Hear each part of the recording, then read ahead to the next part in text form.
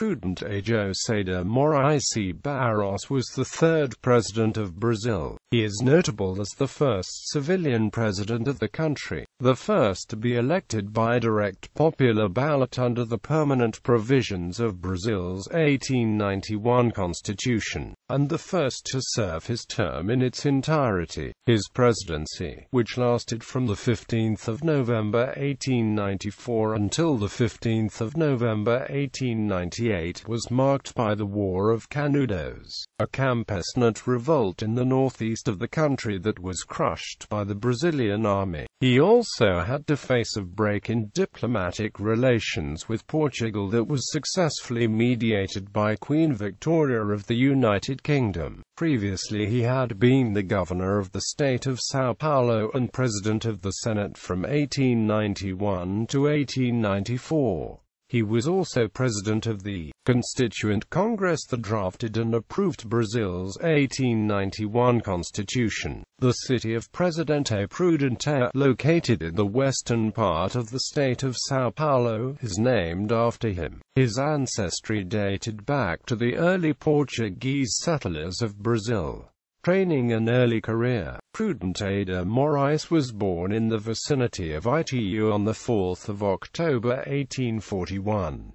At the age of 3 he lost his father, an animal dealer, who was murdered by a slave. After his mother remarried, Morais took up residence in the city, where he finished primary school. He graduated with a law degree from the Law School of São Paulo in 1863 and moved to Piracicaba that same year. He practiced law there for 2 years and began his political career in 1865. During the period of the Empire of Brazil, Morais belonged first to the Liberal Party as a monarchist. He was elected an alderman in 1865, presiding over the city of Piracicaba. In 1873, he joined the Paulista Republican Party and declared himself a Republican as a representative in the Provincial Assembly. He was a provincial deputy in the city of São Paulo and deputy to the General Assembly of the Empire as a supporter of the Republican form of government, abolition of slavery and federalism. As provincial deputy, he worked with the complex issue of the currency of São Paulo and Minas Gerais, a subject on which he was an expert. After the proclamation of the Republic in 1889, his party began to dominate national politics, and Morais was elected to the Constituent Congress as senator for São Paulo. Due to his leading position in the party, he was chosen by his peers as president of the Constituent Congress that promulgated the Brazil's first republican constitution in 1891. Morais ran in the first Brazilian presidential election, but lost to incumbent head of the provisional government Deodoro da Fonseca. After that election and the inauguration of the first president and vice president, the Congress's function as a constituent assembly ceased, and it became an ordinary bicameral national congress, whereupon Morais' role as president of the Constituent Congress ended. Senator Prudente de Morais was then elected vice president of the Federal Senate, the legislature's upper house. The presidency of the Senate was vested by the Constitution in the vice president of the Republic. In November 1891, however, President Deodoro da Fonseca attempted to dissolve Congress and rule as a dictator, but after a few weeks he was forced to resign the presidency due to the first revolt of the Armada. Vice President Floriano Pissotto then succeeded to the presidency of the Republic, and the vice presidency became vacant and remained so until the next presidential election, in 1894. As a consequence, Morais, who until then was vice president of the Senate, succeeded Pissotto as president of the Senate on the 23rd of November 1891. As President of the Republic, in the contest for the succession of Floriano Pissotto, Morais was nominated by the Republican Federal Party, founded by Paulo Glicério Francisco in 1893. He won the presidential election on 1 March 1894 and took office on 15 November that year, becoming the first president of Brazil to be elected by direct vote and the first civilian president of Brazil. Prudente gleaned 276,583 votes against 38,291 for his main competitor, Afonso Peña.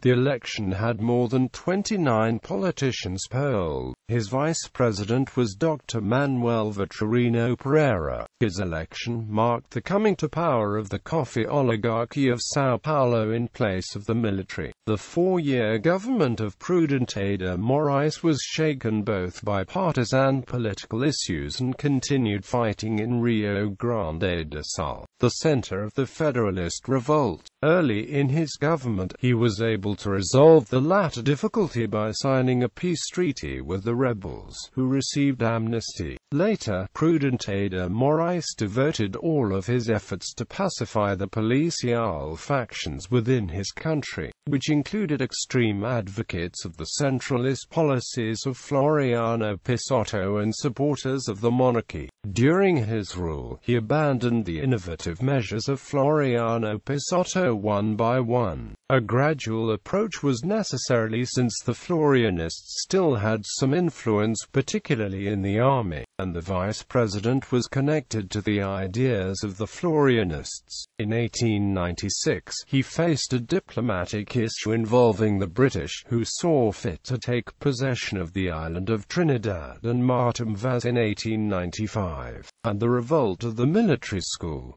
He asserted his authority by closing the school and military club. The diplomatic issue was resolved favorably in favor of Brazil. Prudente de Morais re-established relations with Portugal and signed a treaty of friendship with Japan in November 1895 with the aim of encouraging the arrival of Japanese immigrants. But shortly after, the rebel movement in Rio Grande do Sul would face an even greater challenge. The War of Canudos in the interior of Bahia. Forced to undergo surgery, Prudente de Morais retired from power between the 10th of November 1896 and the 4th of March 1897, turning over his responsibilities to Vice President Vitorino. During this interim, Vitorino transferred the seat of government from Itamaraty Palace to the Catete Palace. With the victory of the rebels of Antonio Conselheiro in the War of Canudos, the political situation further deteriorated. Prudente interrupted his convalescence and then appointed Minister of War General Carlos Machado Bittencourt to lead a new expedition to defeat the rebels.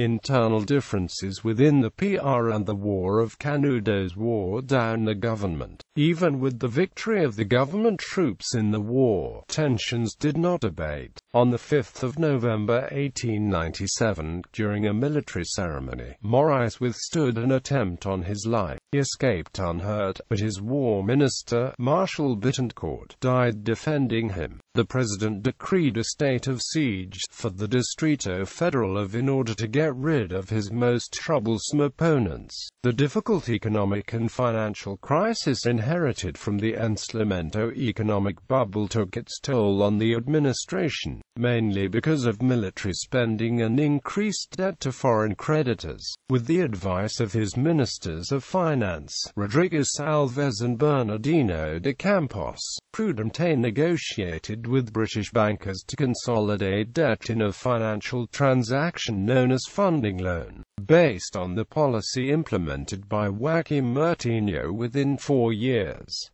In foreign policy, a boundary dispute with Argentina arbitrated by U.S. President Grover Cleveland was resolved in favor of Brazil. Historians ascribe the diplomatic success to the efforts and diligence of the Brazilian government's representative, the Baron of Rio Branco, appointed by Morais to lead the Brazilian delegation in the arbitration process.